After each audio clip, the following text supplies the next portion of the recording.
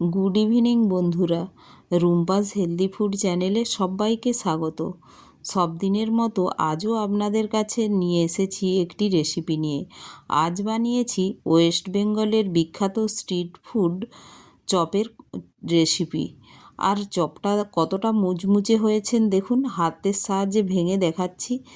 তো আপনারা কিভাবে মুচমুচে চপ বানাবেন সেটাই দেখে নিন। তার জন্য কয়েকটি ফ্রেশ আলু নিয়ে নিয়েছি। আর নতুন আলু উঠেছে, তো আলুগুলো খুব সুন্দর দেখতেও। তো এটা আমি কুকারে বয়েল করতে দিয়ে দিলাম। আর দেখুন, এই দুটো সিটি দেব কুকারে, তো আলুটা খুব বয়েল হয়ে যাবে। তো এখন আমি আলুটা গ্যাসের ওভেনে বসিয়ে দিয়েছি। আর দেখুন, হাই ফ্লেমেই আমি করছি। দেখতে পেয়েছেন ফ্লেমটা? তো হাই ফ্লেমেই এটা আমি দুটো সিটি দিয়ে নেব। আর এর ভেপারটা বেরানো পর্যন্ত আপনারা ওয়েট করবেন। দেখুন, ভেপারটা এখন নেই, আর বেরিয়ে গিয়েছে। তো এখন আমি আলুটা দেখাচ্ছি, দুটো সিটিতেই কত ভালোভাবে এটা কুক হয়ে যায়। দেখুন, আলুটা ফেটে ফেটে গিয়েছে, তো ভালোভাবে কুকও হয়ে গিয়েছে। এখন গরম, তাই ঠান্ডা হওয়ার পরে আমি ছাড়িয়ে নিলাম। আর চপের যে আলু, তার পুরটা বানানোর জন্য নিয়েছি কুচিয়ে রাখা ধনেপাতা, নিয়েছি টমাটো, কুচানো পেঁয়াজ, নিয়েছি গরম মশলা পাউডার, জিরে পাউডার, কয়েকটি রসুন আর আদা, আর ফোড়নের জন্য নিয়েছি লঙ্কা।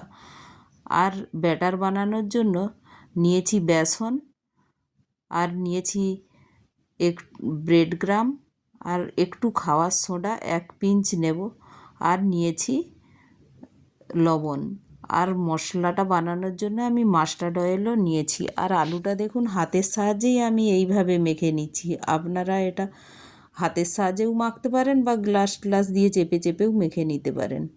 আর এখন আমি রসুন আদাটা আমি পেস্ট করছি না, এটা ভালোভাবে ছোট্ট হামাদিস্তাতে ক্র্যাশ করে নিয়েছি। তো চপের সাথে এরকম ক্রাশ ভালো লাগে। আর পুর বানানোর জন্য কড়াইয়ে তেল দিয়ে তার মধ্যে লঙ্কা ফোড়ন দিয়ে দিলাম, আর তার মধ্যে দিয়ে দিলাম যে ক্র্যাশ করা রসুন আদা আর লঙ্কা একসাথে যে ক্র্যাশ করে নিয়েছি, ওটাও দিয়ে দিলাম। আর ওটা হালকা ভাজা ভাজা হতেই ওর মধ্যে দিয়ে দিলাম কুচিয়ে রাখা পেঁয়াজ। আর পেঁয়াজটা যাতে তাড়াতাড়ি গলে যায়, তার জন্য দিয়ে দিলাম স্বাদ মতো লবণ আর পরিমাণ মতো হলুদ। আর তার সাথে একটু আমি ধনে পাউডার, জিরে পাউডার এটাও দিয়ে দিলাম, আর গরম মশলা পাউডারও দিয়ে দিলাম। আর তার উপরে দিয়ে দিলাম আমার কুচিয়ে রাখা টমাটোটা দিয়ে আমি ভালো করে নেড়ে নেব, আর এটা কষিয়েও নেব। দেখুন, একটু বসে বসে যাচ্ছিল, তো মশলা ধোয়া জলটা ওই হামাদিস্তার মধ্যে একটু জল দিয়ে 2 টিস্পুনের মতো দিয়ে ওর উপরে দিয়ে দিয়েছি। তো মশলাটা দেখুন কষা কষা হয়ে গিয়েছে। তো এই সময়ই এর মধ্যে দিয়ে দিলাম ধনেপাতা কুচি। যখন দেখব মশলাটা কড়া থেকে ছেড়ে যাচ্ছে, তো ওই সময় ধনেপাতা কুচি দিয়ে তোর মধ্যে দিয়ে দিলাম যে বয়েল করা আলুটা ম্যাশ করে রেখেছিলাম, ওই আলুটাও দিয়ে দিলাম। দিয়ে আমি ভালো করে নাড়াচাড়া করে নেব, ওই মশলার সাথে ভালো করে মিক্স করে নিচ্ছি। আর এই দেখুন, আলু থেকে ময়েশ্চারটাও বেরিয়ে যাবে। আর আলুটা একটু হালকা ময়েশ্চার বেরিয়ে যাওয়ার জন্য একটু একটু শক্ত শক্ত ভাবও আসবে। তো ময়েশ্চার বেরিয়ে গিয়েছে, আর দেখুন কড়ায় আর লাগছে না, খুন্তির ডগে পুরোটাই মন্ড মন্ড হয়ে উঠে আসছে। তো এই সময় আমি গ্যাসটা বন্ধ করে দিলাম। পুর রেডি হয়ে গিয়েছে। আর আমি ব্যাটার বানানোর জন্য বেসন নিয়েছি, তার উপরে দিয়ে দিলাম গরম মশলা পাউডার 1 টিস্পুন, 1 টিস্পুন জিরে ধনে পাউডার, আর দিয়ে দেব 3 টিস্পুনের মতো ব্রেড গ্রাম দিলে এত মুচমুচে হয়। তো আপনারা অবশ্যই এভাবে একটি ব্যাটার বানিয়ে আপনারা একবার বানাবেন। আর এর মধ্যে যেহেতু গরম মশলা দিয়েছি, তো টেস্টও খুব ভালো হয়। গরম মশলা জিরে পাউডার দিয়ে আমি ব্যাটারটা বানিয়ে নিচ্ছি। আর থিকনেসটা দেখুন এইভাবেই করবেন। তো আপনারা আপনাদের মতো একটু দেখে এইভাবে তুলে দেখে নেবেন। তো এখন আমি এর মধ্যে দেব লবণ। আমি ভালো করে ফেটে নেওয়ার পরে লাস্টে আমি লবণ দিয়ে ফেটে একটু 1 পিঞ্চ আমি খাওয়ার সোডাও দিয়ে দেব। দেখুন, এইটুকুই খাওয়ার সোডা দিচ্ছি আমি। আর আমি ব্যাটারটা একটু বেশি করেই বানিয়ে নিচ্ছি। আমি দুবার চপগুলো একটু বেশিই বানাবো, তো একটু ব্যাটারটা আমি বেশি করেই বানিয়েছি, আপনারা আপনাদের যতটা লাগবে সেইভাবে ব্যাটার বানাবেন। তো দেখুন আমার ব্যাটার বানানো হয়ে গিয়েছে। এদিকে আমি আলুর পুরটি একটি বাউলে নিয়ে নিয়েছিলাম। তো এখন একটু বোমা এইভাবে বানাবো। তো চপ আর বোমা দুটোই ওইখানে ওয়েস্ট বেঙ্গলে বিক্রি হয়। তো বোমাটা দেখতেও বোমের মতো বলে নাম দিয়েছে বোমা, কিন্তু পুরটা একই।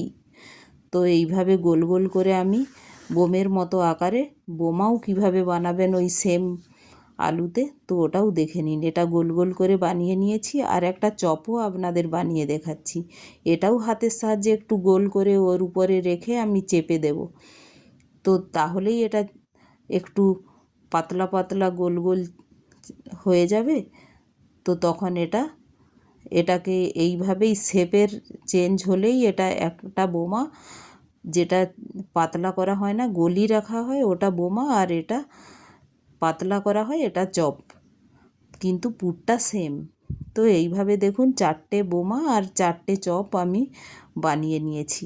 এইভাবে দেখুন কতটা সুন্দর হয়ে সেট হয়ে গিয়েছে। তো এখন আমি এইগুলোকে, যে আমি বেসনের ব্যাটারটা বানিয়ে রেখেছি ব্রেড গ্রাম দিয়ে, তো ওর মধ্যে আমি এক এক করে ডুবিয়ে তেলের উপর ডিপ ফ্রাই করে নেব। আর কড়াইও বসিয়ে দিয়েছি, তেল গরম হয়ে গিয়েছে। তো এখন আমি দেখুন বোমাগুলো এই ব্যাটারের মধ্যে দিয়ে দিলাম। দেখুন এইভাবে কোটিং হয়ে যাচ্ছে, অটোমেটিক কোটিং হয়েই যাবে, কারণ ব্যাটারটায় একটু থিকনেস রাখতে হয়। তো এইভাবে দেখুন কোটিং হয়ে গিয়েছে। এগুলো তেলের উপর এক এক করে আমি ছেড়ে দিচ্ছি। তো বোমাগুলো আমি ছাড়লাম। আর এখন আমি আপনাদের একটা চপও কিভাবে দেবেন তো সেটাও দেখিয়ে দিচ্ছি।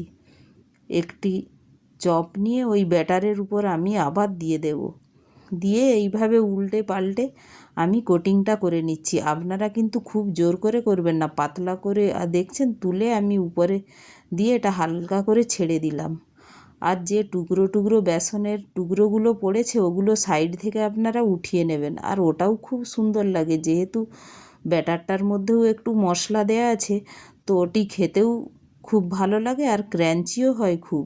তো আপনারা ওগুলো একটু ফ্রাই হয়ে গেলে ওগুলো সাইড থেকে তুলে নেবেন। আমিও তুলে নিয়েছি। আর দেখুন চপ আর বোমার এক পাশটা হয়ে গিয়েছে। তো এখন আমি এগুলোকে উল্টিয়ে দিয়েছি, আর এগুলো এক এক করে আমি উল্টে আমি সব ভেজে নেব। আর দেখুন লাল লাল হয়ে ভাজা হয়ে এসেছে। আর এখন আমি তুলে নিচ্ছি। কতটা সুন্দর হয়েছে দেখতে পেয়েছেন? তো এইভাবে আপনারা অবশ্যই ব্রেড গ্রাম দিয়ে ব্যাটার করে আপনারা বানিয়ে দেখবেন কতটা মুচমুচে হয়। আর প্রত্যেকটি বাঙালি বাড়িতেই চপ, সকাল সন্ধে চপের কোনো তুলনা হয় না। এটা পুরানো এক ফুড, কিন্তু এখনও পুরানো হয় না, এখনও এর আভিজাত্য উপরেই আছে। তো এইভাবে বাড়িতেই যদি চপ বানানো হয় তো এটা কতটা হেলদি হয়। দেখুন আমি আর একবারও ভেজে নিলাম, 3টে চপ এতে দিয়েছিলাম আর একটা বোমা। তো দেখুন আবার আমি আর এক কড়াও ভেজে নিয়েছি। তো আমার ভাজা কমপ্লিট হয়ে গিয়েছে। এখন আমি একটি প্লেটের মধ্যে নিয়ে নিয়েছি চপ, আর 4টে চপ আর 4টে বোমা, আর তার সাথে নিয়েছি একটু শসা পেঁয়াজ। তো এরকম নাস্তায় খেলেও খুব ভালো লাগে। তো রেসিপিটি যদি ভালো লাগে একটি লাইক, শেয়ার ও সাবস্ক্রাইবও করে দেবেন। Thank you.